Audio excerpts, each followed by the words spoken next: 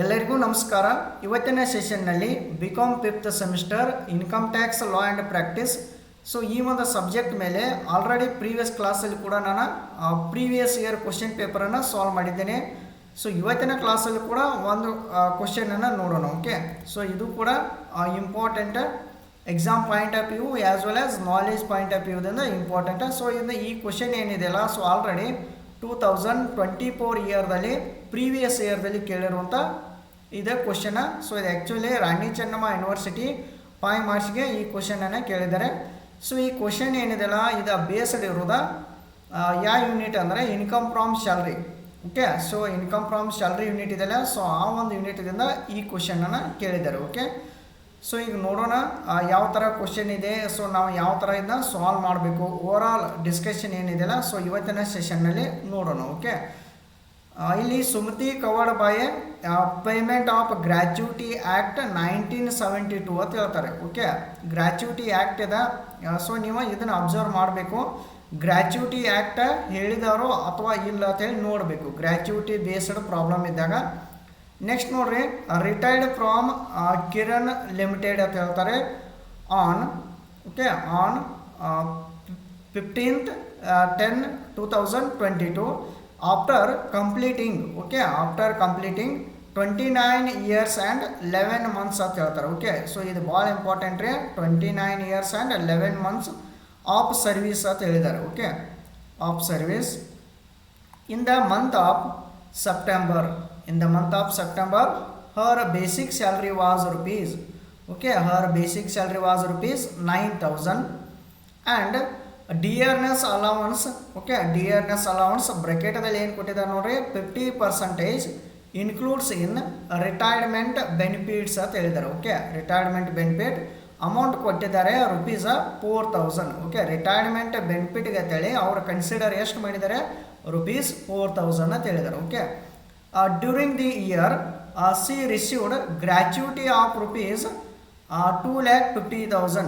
So ಈ ಇಯರ್ದಾಗ gratuity ಎಷ್ಟು ರಿಸೀವ್ ಮಾಡ್ಕೊಂಡಾರೆ, 2,50,000 ಅಂತ ಹೇಳಿದ್ದಾರೆ. Calculate. Okay, you have to calculate exempted. Okay, exempted and taxable gratuity for the assessment year 2023-24 ಅಂತ ಹೇಳ್ತಾರೆ. ಓಕೆ, ಸೊ ಏನು ಪಾಯಿಂಟ್ ಔಟ್ ಮಾಡಂದಾರೆ ನಿಮ್ಗೆ, ಗ್ರ್ಯಾಚ್ಯುಟಿಯನ್ನು ಟ್ಯಾಕ್ಸೇಬಲ್ ಗ್ರ್ಯಾಚ್ಯುಟಿಯನ್ನು ಪಾಯಿಂಟ್ ಔಟ್ ಮಾಡ್ರಿ ಅಂತ ಹೇಳಿದ್ದಾರೆ. ಸೊ ಎಷ್ಟು ಅವ್ರದ್ದು ಅಮೌಂಟ್ ಎಕ್ಸಮ್ಟೆಡ್ ಆಗುತ್ತೆ, ಇನ್ನು ಎಷ್ಟು ಅವ್ರದ್ದು ಅಮೌಂಟ್ ಟ್ಯಾಕ್ಸೇಬಲ್ ಆಗುತ್ತೆ. ಓಕೆ, ಸೊ ಇದನ್ನು ಪಾಯಿಂಟ್ ಔಟ್ ಮಾಡ್ರಿ ಅಂತ ಹೇಳಿದ್ದಾರೆ. ಸೊ ಈ ಪ್ರಾಬ್ಲಮ್ ಬೇಸ್ಡ್ ಇರೋದ ಏನಂದರೆ ಗ್ರ್ಯಾಚ್ಯುಟಿ ಮೇಲೆ ಇದೆ. ಓಕೆ, ಸೊ ಇಲ್ಲಿ ಗ್ರ್ಯಾಚ್ಯುಟಿದಲ್ಲಿ 2 ಟೈಪ್ಸ್ ಬರುತ್ತೆ. ಸೊ ಒಂದು ಗ್ರ್ಯಾಚ್ಯುಟಿ ಆ್ಯಕ್ಟ್ 1972 ಪ್ರಕಾರ ಈ ಪ್ರಾಬ್ಲಮನ್ನು ಸಾಲ್ವ್ ಮಾಡಬೇಕು. ಸೊ ಇನ್ನು ನಾಟ್ ಕವರ್ಡ್ ಅಂಡರ್ ಅಂದರೆ ಗ್ರ್ಯಾಚ್ಯುಟಿ ಆ್ಯಕ್ಟನ್ನು ಫಾಲೋ ಅಪ್ ಮಾಡೋದಿಲ್ಲಲ್ಲ, ಸೊ ಅವಾಗ ಯಾವ ಥರ ಪ್ರಾಬ್ಲಮ್ ಸಾಲ್ವ್ ಮಾಡ್ಬೋದು. ಸೊ ಅದನ್ನೊಂದು ಸ್ವಲ್ಪ ನಾನು ಲಾಸ್ಟಿಗೆ ಡಿಸ್ಕಸ್ ಮಾಡ್ತೇನೆ. ಓಕೆ, ಸೊ ಕಂಟಿನ್ಯೂ ಆಗಿ ನೋಡಿರಿ ಈ ಒಂದು ಕ್ಲಾಸನ್ನು. ಓಕೆ, ಸೊ ಇಲ್ಲಿ ಏನು ಮಾಡಿರಿ, ಸೊಲ್ಯೂಷನ್ ಅಂತ ಹಾಕ್ರಿ ಅಥವಾ ಆನ್ಸರ್ ಅಂತೇಳಿ ಮೆನ್ಷನ್ ಮಾಡ್ಬೋದು ನೀವು. ಸೊ ನೆಕ್ಸ್ಟ್ ಹೆಡ್ಡಿಂಗ್ ಕೊಡ್ರಿ, ಕಾಂಪಿಟೇಷನ್ ಆಫ್ ಟ್ಯಾಕ್ಸೇಬಲ್ ಗ್ರ್ಯಾಚ್ಯುಟಿ ಅಂತ ಹಾಕ್ರಿ. ಸೊ ಇದಾದ ನಂತರ ಒಂದು ಸೈಡ್ ಏನು ಮಾಡಿರಿ, ಪರ್ಟಿಕ್ಯುಲರ್ಸ ಅಮೌಂಟ ರುಪೀಸ್ ಅಂತೇಳಿ ಮೆನ್ಷನ್ ಮಾಡಿರಿ. ಓಕೆ, ಸೊ ಏನಿಲ್ಲರಿ, ಜಸ್ಟ್ ಸಿಂಪಲ್ ಫಾರ್ಮೇಟ್ ಇದೆ. ಈ ಫಾರ್ಮೇಟ್ ಒಂದು ನೆನಪಿಟ್ಕೋರಿ. ಫಸ್ಟಿಗೆ ಏನು ಮಾಡಬೇಕಂದ್ರೆ ಆ್ಯಕ್ಚುಯಲ್ ಗ್ರ್ಯಾಚ್ಯುಟಿ ರಿಸೀವ್ಡ್ ಅಂತ ಹೇಳಿ ತೆಗೆದುಕೊಳ್ಬೇಕು. So next less least of the following exempted under section 10(10) ಅಂತೇಳಿ ಮೆನ್ಷನ್ ಮಾಡಬೇಕು. ಸೊ ಇದಾದ ನಂತರ ಲೀಸ್ಟ್ ಆಫ್ ದ ಫಾಲೋವಿಂಗ್ದಾಗ 3 ಪಾಯಿಂಟ್ಸ್ ಬರ್ತವೆ. ಸೊ ಫಸ್ಟ್ ಪಾಯಿಂಟ್ ಇರೋದು actually gratuity received. Second point maximum limit ಅಥವಾ ಮ್ಯಾಕ್ಸ್ ಲಿಮಿಟು ಅಂತಾರೆ ಇದಕ್ಕೆ. ನೆಕ್ಸ್ಟ್ 15/26. ಸೊ ಇದ್ರ ಬಗ್ಗೆ ನಾನು ಈಗ ಡಿಟೇಲ್ ಆಗಿ ಎಕ್ಸ್ಪ್ಲೇನ್ ಮಾಡಿ ಹೇಳ್ತೇನೆ. ಸೊ ಅವಾಗ ನಿಮ್ಗೆ ಅರ್ಥ ಆಗುತ್ತೆ. ಓಕೆ, ಸೊ ಆಲ್ರೆಡಿ ಇಂಥ ಪ್ರಾಬ್ಲಮ್ ಎಲ್ಲ ನೀವು ಕೂಡ ಸಾಲ್ವ್ ಮಾಡಿರ್ತೀರ. ಓಕೆ, ಸೊ ಈಗ ಒಂದು ಸಲ ನೋಡ್ರಿ. ಸೊ ಈಗ ಕಾಂಪಿಟೇಷನ್ ಆಫ್ ಟ್ಯಾಕ್ಸೇಬಲ್ ಗ್ರ್ಯಾಚ್ಯುಟಿ ಅಂತೇಳಿ ಹೆಡ್ಡಿಂಗ್ ಕೊಟ್ಟಾಗ ನಂತರ ಏನು ಮಾಡ್ರಿ, ಸೊ ಇವಾಗ ಇಲ್ಲಿ ನೋಡ್ರಿ ಡೈರೆಕ್ಟಾಗಿ ಫಸ್ಟ್ ಪಾಯಿಂಟ್ ಏನಿದೆ, ಆ್ಯಕ್ಚುಯಲ್ ಗ್ರ್ಯಾಚ್ಯುಟಿ ರಿಸೀವ್ಡ್ ಅಂತಿದೆಯಲ್ಲ. ಸೊ ಆ್ಯಕ್ಚುಯಲ್ ಗ್ರ್ಯಾಚ್ಯುಟಿ ರಿಸೀವ್ಡ್ ಅಂತಿದೆಯಲ್ಲ, ಸೊ ಈ ಅಮೌಂಟ್ ಎಲ್ಲಿರುತ್ತೆ ಅಂದರೆ, ಸೊ ಇಲ್ಲಿ ಕೊಟ್ಟಿರ್ತಾರೆ ನೋಡ್ರಿ, C received gratuity of rupees 2,50,000 ಅಂತ ಹೇಳಿದ್ದಾರೆ ನೋಡಿ. ಓಕೆ, ಸೊ ಇಲ್ಲಿ ಬಾಕ್ಸ್ ಹಾಕಿದಾನೆಲ್ಲ 2,50,000 ಸೊ ಈ ಅಮೌಂಟನ್ನು ಇಲ್ಲಿ ನೀವು ತೆಗೆದುಕೊಳ್ಬೇಕು. 2,50,000 ಅಂತೇಳಿ ಔಟ್ರ್ ಕಾಲಮ್ದಾಗ ಮೆನ್ಷನ್ ಮಾಡಿ ಬಿಡಬೇಕನ್ನ.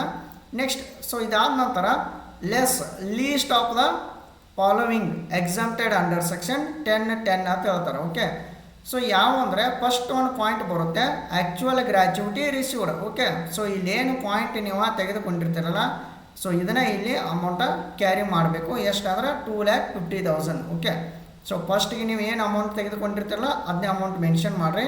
ಸೊ ಇದಾದ ನಂತರ maximum limit. Okay, according to income tax act ಪ್ರಕಾರ ಅವ್ರಿಗೆ ಮ್ಯಾಕ್ಸಿಮಮ್ ಲಿಮಿಟ್ ಎಷ್ಟು ಇರುತ್ತೆ ಅಂದರೆ 20 lakh ಅಂತ ಹೇಳ್ಬೋದು. ಓಕೆ, ಸೊ ಈ ತನಕ ಪ್ರಾಬ್ಲಮ್ದಲ್ಲಿ ನಿಮ್ಗೆ ಕೊಟ್ಟಿರೋದಿಲ್ಲ, ಬಟ್ ಆದರೂ ಕೂಡ ನೀವು ಮೆನ್ಷನ್ ಮಾಡಬೇಕು. Okay, 20 lakh. ಸೊ ನೆಕ್ಸ್ಟ್ ಒನ್ನ ಇಲ್ಲಿ ನೋಡ್ರಿ 15/26 ಅಂತಿದೆ. ಓಕೆ, ಸೊ ಈಗ 15/26 ಅಂದರೆ ಸೊ ಇದಕ್ಕಿಂತ ಮೊದಲು ನಾವು ಏನು ಮಾಡಬೇಕ್ರಿ, ಈಗ ಒಂದು ವರ್ಕಿಂಗ್ ನೋಟ್ ಹಾಕಬೇಕು. ಓಕೆ, ಸೊ ಇಲ್ಲಿ ಪ್ರಾಬ್ಲಮ್ದಲ್ಲಿ ಡೈರೆಕ್ಟಾಗಿ ಸ್ಯಾಲ್ರಿ ಅಮೌಂಟನ್ನು ಮೆನ್ಷನ್ ಮಾಡಿದಾರಲ್ಲೂ ನೋಡಬೇಕು ನಾವು. ಓಕೆ, ಸೊ ಸ್ಯಾಲ್ರಿ ಅಂದಾಗ ಈಗ ನೋಡ್ರಿ ಗ್ರ್ಯಾಚ್ಯುಟಿದಾಗ ಸ್ಯಾಲ್ರಿ ಅಂದರೆ ಏನೇನು ಬರುತ್ತೆ ಅಂದರೆ ಫಸ್ಟ್ ಒನ್ನ ಬೇಸಿಕ್ ಸ್ಯಾಲ್ರಿ ಬರುತ್ತೆ, ಸೆಕೆಂಡ್ ಒನ್ನ ಡಿಯರ್ನೆಸ್ ಅಲೌನ್ಸ್ ಬರುತ್ತೆ. ಓಕೆ, ಸೊ ಈ ಪಾಯಿಂಟ ನೆನಪಿಟ್ಕೋರಿ, basic salary, dearness allowance. Okay, so ಇಲ್ಲಿ ಅದು 2 ಟೈಪ್ಸ್. ನೀವೇನು ಗ್ರ್ಯಾಚ್ಯುಟಿ ಕ್ಯಾಲ್ಕುಲೇಟ್ ಮಾಡ್ತಾರಲ್ಲ, ಗ್ರ್ಯಾಚ್ಯುಟಿ ಆ್ಯಕ್ಟ್ 1972 ಪ್ರಕಾರ ಸ್ಯಾಲ್ರಿ ಅಂದರೆ ಬೇಸಿಕ್ ಸ್ಯಾಲ್ರಿ. ಈ ಪಾಯಿಂಟ್ ಭಾಳ ಇಂಪಾರ್ಟೆಂಟ್ ರೀ ಪ್ರಾಬ್ಲಮ್ದಾಗ. ನೆಕ್ಸ್ಟ್ ಡಿಯರ್ನೆಸ್ ಅಲೌನ್ಸ್ ಅಂತ ಹೇಳ್ಬೋದು. ಓಕೆ, ಸೊ ಡಿಯರ್ನೆಸ್ ಅಲೌನ್ಸ್ ಅದು ಓನ್ಲಿ ಫಾರ್ ರಿಟೈರ್ಮೆಂಟ್ ಬೆನಿಫಿಟ್ ಇದ್ದರೆ ಮಾತ್ರ ನೀವು ತೆಗೆದುಕೊಳ್ಳಬೇಕು. ಅದರ್ವೈಸ್ ರಿಟೈರ್ಮೆಂಟ್ ಬೆನಿಫಿಟ್ ಇರಲಿಲ್ಲ ಅಂದರೆ ಸೊ ನೀವು ಅದನ್ನ ಯಾವುದೇ ಕಾರಣಕ್ಕೂ ಪ್ರಾಬ್ಲಮ್ದಲ್ಲಿ ಮೆನ್ಷನ್ ಮಾಡಬಾರ್ದು. ಓಕೆ, ಸೊ ನೆಕ್ಸ್ಟ್ ನೋಡ್ರಿ,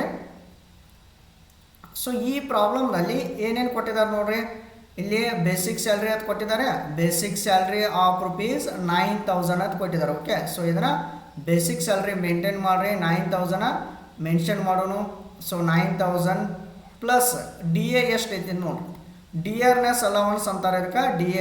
dearness allowance 50% includes in retirement benefit of ₹4,000 ಅವರಾಗೆ ಕೊಟ್ಟು ಬಿಟ್ಟಿದ್ದಾರೆ. ಕ್ಯಾಲ್ಕುಲೇಟ್ ಮಾಡಿ 50% ಅಂತೇಳಿ 4,000, ಇದನ್ನು 4,000 ತೆಗೆದುಕೊಳ್ರಿ. ಸೊ ಟೋಟಲ್ ಎಷ್ಟು ಆಯ್ತದ 13,000 ಆಯಿತು. ಓಕೆ, ಸೊ 9,000 ಪ್ಲಸ್ 4,000 13,000 ಆಯಿತು. ಓಕೆ, ಸೊ ನಿಮ್ಗೊಂದು ಕ್ವಶನ್ ರೈಸ್ ಆಗ್ಬೋದು, ಏನಂದರೆ ಈಗ ಬೋನಸ್ ಅದು ಕೊಟ್ಟಿರಿ ಅಂದರೆ ಏನು ಮಾಡೋದ.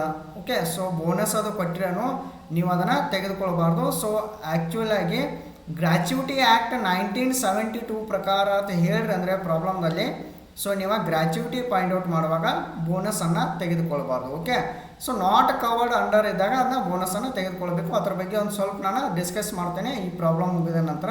ಓಕೆ, ಸೊ ನೆಕ್ಸ್ಟ್ ನೋಡ್ರಿ, ಸೊ ಇನ್ನೊಂದು ಏನು ಪಾಯಿಂಟ್ ಅಂದರೆ ಈ ಪ್ರಾಬ್ಲಮ್ದಲ್ಲಿ ಸೊ ಇಲ್ಲಿ ಎಷ್ಟು ಇಯರ್ ಸರ್ವಿಸ್ ಮಾಡಿದಾನ ಅನ್ನೋದು ನೋಡಬೇಕು. ಎಷ್ಟು ಇಯರ್ ಸರ್ವಿಸ್ ಮಾಡಿದಾನ್ರವ ಸರ್ವಿಸ್ ಯಾರ ಸುಮತಿ ಅನ್ನೋರು ಎಷ್ಟು ಇಯರ್ ಸರ್ವಿಸ್ ಮಾಡಿದ್ದಾರೆ, 29 years and 11 months ಅಂತ ಹೇಳ್ತಾರೆ. ಓಕೆ, ಸೊ ಗ್ರ್ಯಾಚ್ಯುಟಿ ಆ್ಯಕ್ಟ್ ಇದ್ದಾಗ ಇನ್ನೊಂದು ನೆನಪಿಟ್ಕೋರಿ, ಗ್ರ್ಯಾಚ್ಯುಟಿ ಆ್ಯಕ್ಟ್ 1972 ಪ್ರಕಾರ ಸೊ ನೀವು ಸರ್ವೀಸನ್ನು ತೆಗೆದುಕೊಳ್ಬೇಕಾದ್ರೆ ಈಗ round figure.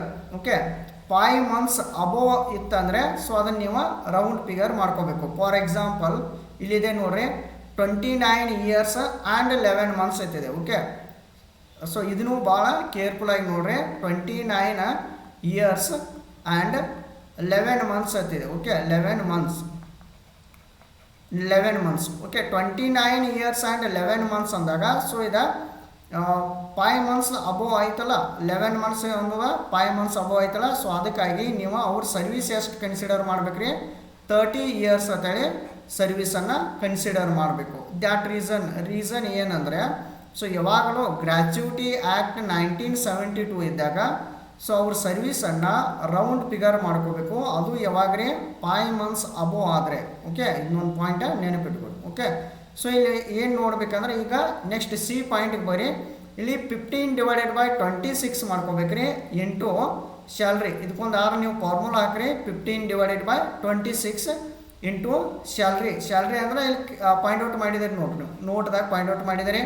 Next into number of service year, ಎಷ್ಟು ನಂಬರ್ ಆಫ್ ಸರ್ವಿಸ್ ಕಂಪ್ಲೀಟ್ ಮಾಡಿದಾರಲ್ಲ ಅದನ್ನು ತೆಗೆದುಕೊಳ್ಬೇಕು ನೀವು. 15/26 ತನಕ according to income tax rule ಪ್ರಕಾರ ತೆಗೆದುಕೊಳ್ಬೇಕು, ಗ್ರ್ಯಾಚ್ಯುಟಿ ರೂಲ್ ಪ್ರಕಾರ. ನೆಕ್ಸ್ಟ್ ಇಲ್ಲಿ 13,000 ತೆಗೆದುಕೊಳ್ರಿ, ಯಾಕಂದ್ರೆ ಸೊ ಇಲ್ಲಿ ಸ್ಯಾಲ್ರಿ ಇದೆ. ನೆಕ್ಸ್ಟ್ ಇದಾದ ನಂತರ ನಂಬರ್ ಆಫ್ ಸರ್ವಿಸ್ ಎಷ್ಟು ರೀ 30 ಇಯರ್ಸ್. ಓಕೆ, ಸೊ ಇಲ್ಲಿ ಅವರು ಕಂಪ್ಲೀಟ್ ಮಾಡಿದ ಇಯರ್ಸ್ ಎಷ್ಟು ನೋಡ್ರಿ 29 ಇಯರ್ಸ್ ಆ್ಯಂಡ್ 11 ಮಂತ್ಸ್ ಹೇಳಿದ್ದಾರೆ. ಬಟ್ ನಾವು 30 ಯಾಕೆ ತೆಗೆದುಕೊಂಡಿದ್ದೇವೆ? ಸೊ ಇಲ್ಲಿ ನೀವು ನೋಡ್ಬೋದು, ಆಲ್ರೆಡಿ ನಾ ಹೇಳಿನಲ್ಲ ನಿಮ್ಗೆ 29 ಇಯರ್ಸ್ 11 ಮಂತ್ಸ್ ಇದ್ದರೆ ಸೊ 5 ಮಂತ್ಸ್ ಅಬೋ ಏನಾದರೂ ಬರ್ತಂದರೆ you have to consider round figure ಮಾಡ್ಕೋಬೇಕು ಅದನ್ನ.